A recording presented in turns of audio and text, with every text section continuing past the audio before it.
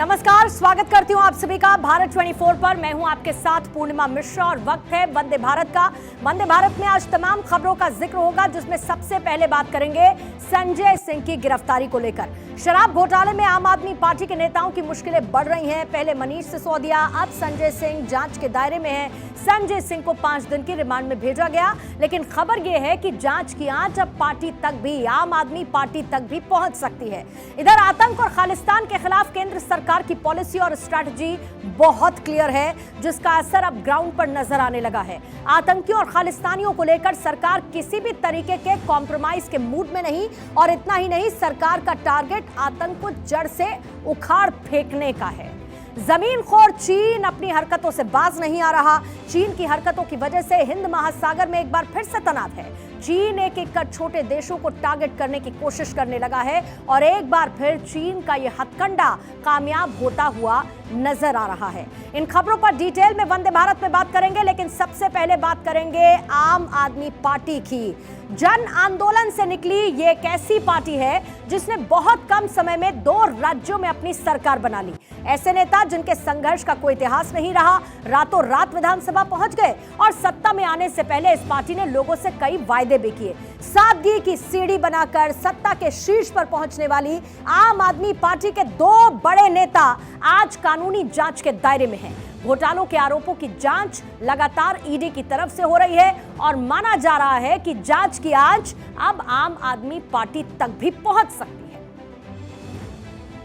जितना अत्याचार जुल्म करना है करें, कोई दिक्कत नहीं। आपने जो आरोप है बोला गया पैसे लिए बेबुनियाद आरोप है। हम लोग डरते नहीं, लड़ेंगे।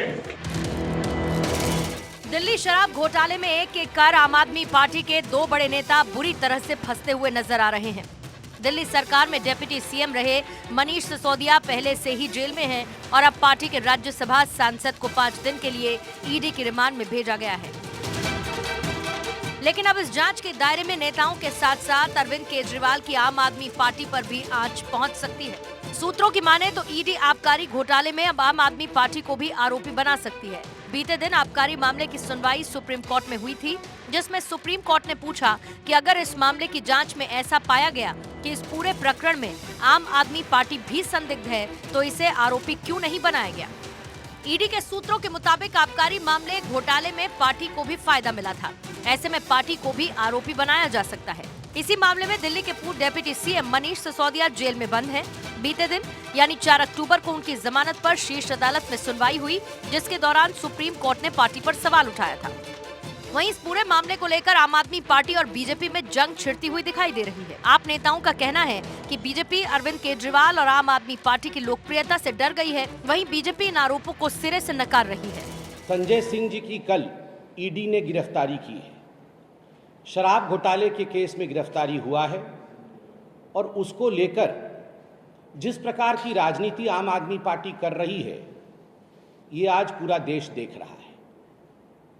यह आम आदमी पार्टी का चरित्र है।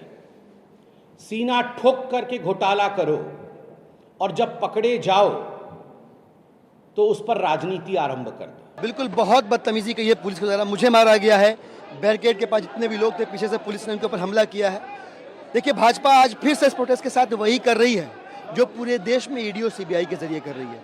हर विरोध के स्वर को भारतीय जनता पार्टी ईडी और सीबीआई के जरिए कुचलने की कोशिश कर रही है, लेकिन ये कोशिशें नाकाम होंगी। आज यहाँ भाजपा ने प्रोटेस्ट बंद कराया है, लेकिन विरोध बंद नहीं होगा। विरोध इंसाफ मिलने तक जारी रहेगा। देश की जनता भाजपा, ईडी और सीबीआई के गठबंधन के खिलाफ एकजुट हो गई है, और भाजपा अपने हार की प्रत्याशा में 24 के चुनाव में घबरा कर इस तरह की घटिया हरकतें कर रही है। आम आदमी पार्टी फिलहाल 2 राज्यों में सत्ता में है।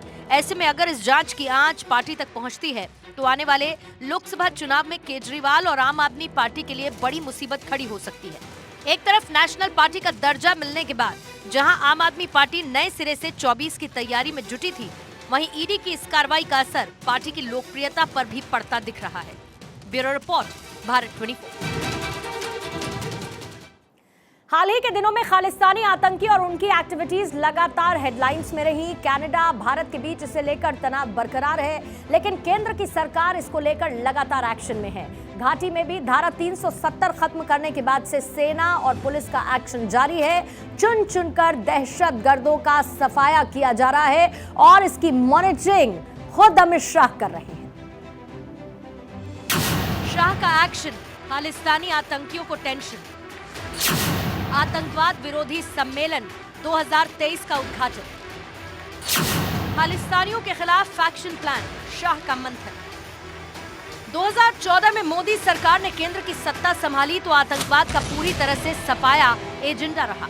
आतंकवाद और नक्सलवाद के खिलाफ मोदी सरकार हमेशा एक्शन में रही। चुन चुन करके हिसाब लेना, ये मेरी फितरत। देश की राजधानी दिल्ली में 2 दिवसीय आतंकवाद विरोधी सम्मेलन 2023 की शुरुआत हुई, जिसकी अध्यक्षता केंद्रीय गृह मंत्री अमित शाह ने की। और इस मौके पर अमित शाह ने साफ साफ कहा कि आतंकवाद को जड़ से खत्म करने के लिए सरकार प्रतिबद्ध है।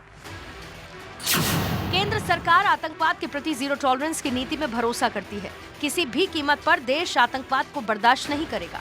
देश द्वारा अपनाई गई आतंकवाद के प्रति बिल्कुल बर्दाश्त नहीं करने की नीति के पीछे प्रधानमंत्री मोदी का दृष्टिकोण है। दरअसल हाल ही में एनआईए को इनपुट मिला था कि आतंकी दिल्ली, हरियाणा और पंजाब समेत देश के प्रमुख जगहों को निशाना बना सकते हैं, यानी कि वहां पर किसी बड़ी आतंकी वारदात को अंजाम दे सकते हैं, जिसके बाद से सुरक्षा एजेंसी अलर्ट पर है। ऐसे में इस बैठक को काफी अहम माना जा रहा है। इस मीटिंग में खालिस्तानी गतिविधियों, टेरर एक्टिविटी और गैंगस्टर से जुड़े मामलों को लेकर चर्चा हो रही है। इसमें NIA chief, IB chief, raw chief समेत राज्यों के एटीएस प्रमुख मौजूद हैं। Bureau report, Bharat 24। Global level पर आइसोलेट हो चुके ड्रैगन के लिए मालदीव से गुड न्यूज आई है, जिसे चाइना का साथ लगभग दुनिया के हर एक देश ने छोड़ दिया था। उस चीन के साथ मालदीव सब खड़ा हुआ नजर आने लगा है। दरअसल चीन में सत्ता परिवर्तन हुआ, नए राष्ट्रपति चीन के सपोर्टर हैं, साथ ही इंडिया आउट कैंपेन के अगुवा भी हैं। मालदीव्स के नए राष्ट्रपति मोहम्मद मुइज़ू ने जीत के बाद जो अपना संबोधन दिया, उसमें उन्होंने कुछ ऐसा कहा जिसे ड्रैगन के खेमे में सेलिब्रेट किया जा रहा है।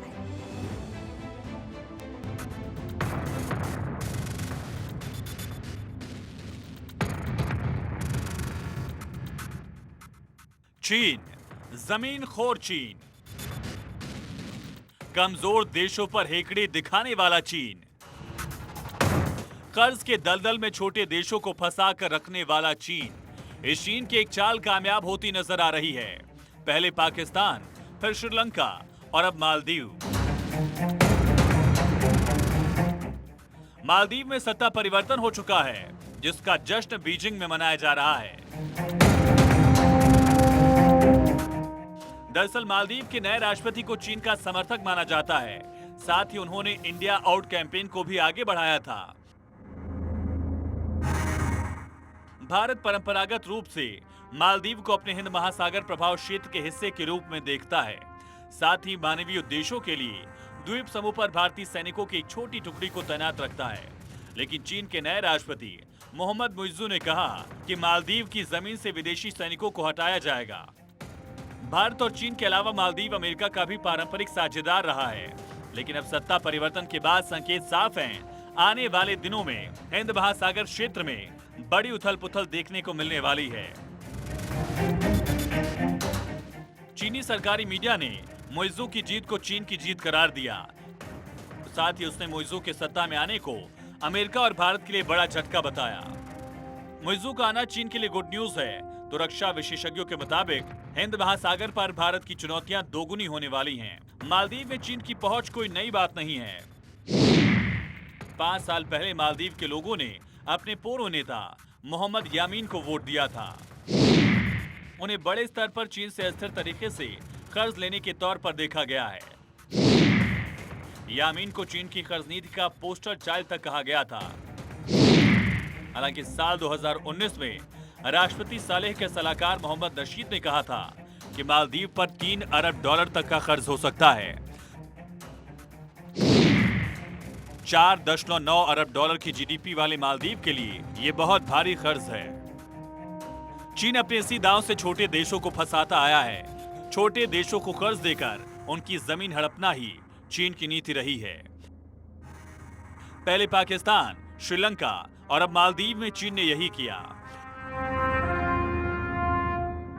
विशेषज्ञों का कहना है कि हिंद प्रशांत क्षेत्र में भी अब प्रतिस्पर्धा बढ़ जाएगी। भारत और चीन दोनों एक दूसरे के खिलाफ प्रतिस्पर्धा करेंगे, जिसके जरिए मालदीव को खुश करने की कोशिश होगी। Bureau report, Bharat 24। और इसी बीच में खबर यह है कि महादेव बेटिंग केस में ईडी का एक्शन देखने को मिल रहा है और अब ईडी ने अभिनेता कपिल शर्मा को समन भेजा है। हुमा कुरैशी और हिना खान को भी ईडी की तरफ से समन भेजा गया है। इससे पहले रणबीर कपूर और इसके साथ ही 17 ऐसे सेलिब्रिटीज जो कि ईडी के निशाने पर है, जांच की जद में है और उसमें अब ये 3 नाम जुड़ चुके हैं। हुमा कुरैशी, हिना खान और कपिल शर्मा को भी समन भेजा गया है ईडी की तरफ से।